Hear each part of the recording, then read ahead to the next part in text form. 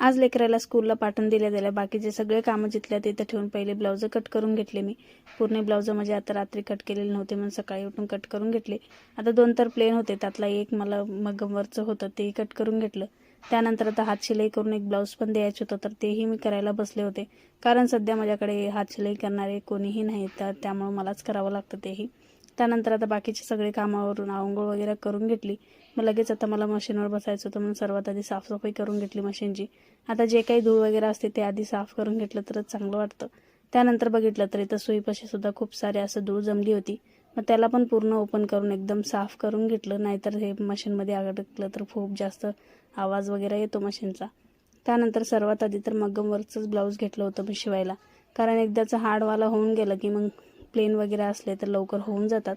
मग ते झाल्यानंतर लगेच मी प्लेन पण शिवून घेतले आणि 3 वाजेपर्यंत म्हणजे पूर्ण ब्लाऊज शिवून रेडी झाले होते। आणि तुम्ही मगमवरच्या ब्लाऊजला किती पैसे घेता मला नक्की कमेंट करून सांगा। त्यानंतर आता हे एक तर मस्त असं रेडी झालं होतं, पूर्ण 2 प्लेन होते तर त्याचं काही नव्हतं। तर असा होता माझा आजचा दिवस। व्हिडिओ आवडला असेल तर लाईक शेअर सबस्क्राईब करायला विसरू नका। Thank you so much for watching my video.